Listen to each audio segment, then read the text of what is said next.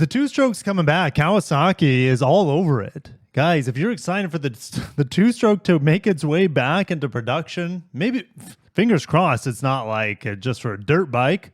It's for the road, right? That's what we're assuming here. If you guys are excited, smash the like button. If you're new to the channel, my name is Kirk. I talk about motorcycle news. This is my second channel, my main channel that focuses on automotive. And so this is my other hustle, my other passion is motorcycles. And let's see here. Yesterday I recorded some shorts that I'm going to post up. Some revs on the Graves exhaust on the ZX4RR. I also recorded some revies on the Grom with the Yoshimura pipe. But yeah, just wanted to stay tuned. Those shorts will be going up. But let's get back to the matter at hand. Kawasaki bringing two-strokes back, and they have a little teaser, so let's go ahead. I'll play it for you guys. Let's hear what audio is important here.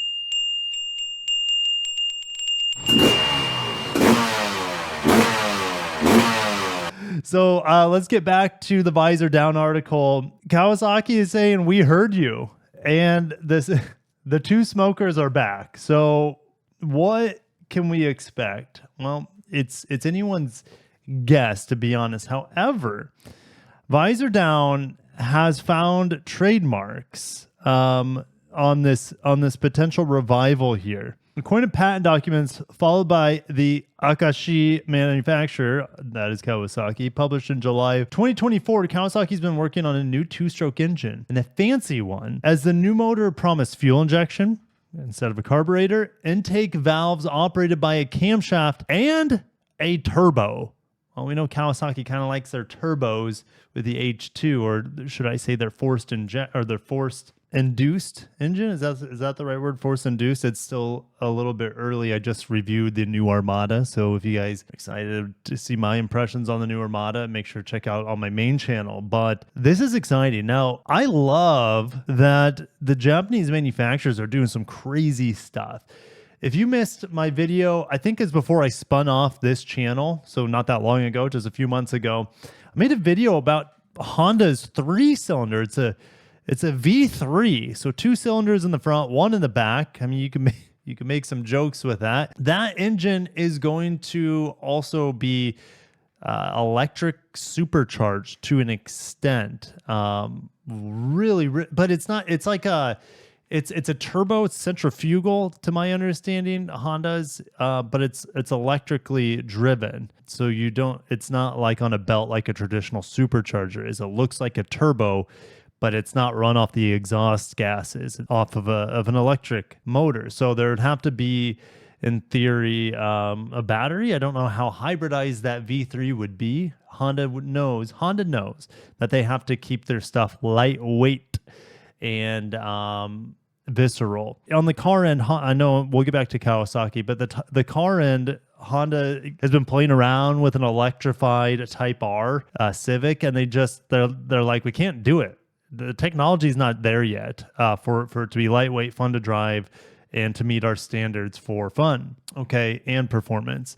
And I think Honda they take that same approach, that same philosophy to their motorcycles. Kawasaki here, we have a camshaft, we have fuel injection, and a turbo on a two-stroke. However, the two-stroke sound we heard didn't sound anything like a turbo connected to it. Doesn't mean there won't be. And with the turbo and fuel injection, of course, we'll get better efficiency. A four-stroke does have better efficiency and less emissions over a two-stroke, but with these additions here, maybe they're able to get it close enough to a four-stroke in emissions. Emissions is everything right now, for better or worse, right? Depends on your stance on that. But if we can get a low-weight two-stroke that we saw in the 60s, 70s, and 80s, who knows what kind of engine configuration? No, it probably would be twin. Which I'd rather see a quad, a four-cylinder here.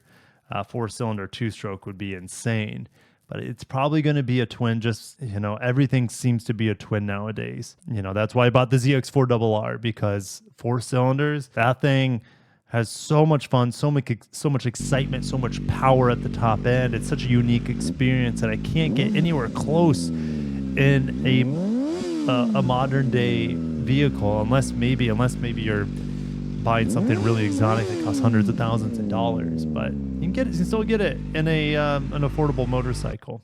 We'll see if we can keep the low weight of a two-stroke because they're adding a turbo here, which and adding fuel injection, which that doesn't add weight, but it's adding stuff to it that and cams that could add weight to this setup. And so maybe the benefits of a two-stroke might not be the same as they used to be because they have other things weighing it down. The engine is also designed to run with a significant surplus of air in the combustion chamber, meaning it can run leaner than a traditional two-stroke.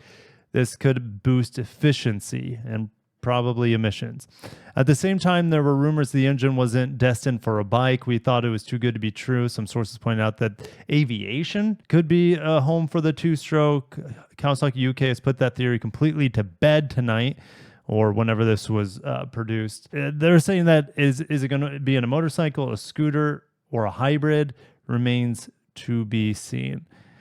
Man, hybrid, no. I love hybrids on automobiles. I'm not a big fan of hybrids in motorcycles. It adds too much weight and complexity in a motorcycle. A scooter, maybe a two-stroke in a scooter, but who's going to be excited about that? I know there's a big scooter crowd out there. I haven't let myself go into the scooter land yet. Maybe I'll get a Ruckus one day or something.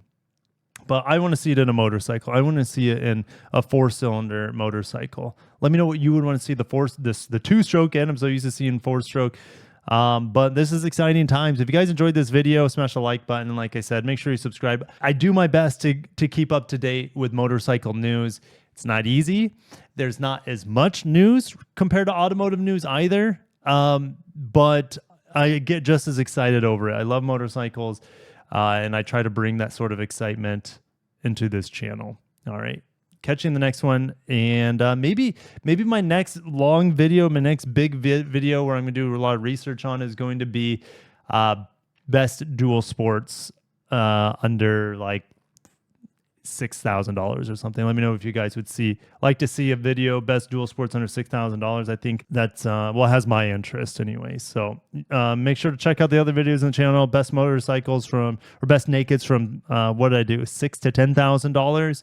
I did best motorcycles overall under $6,000. And so yeah, I'm trying to hit more bases here. Thank you guys for watching. Catch you in the next one. Peace.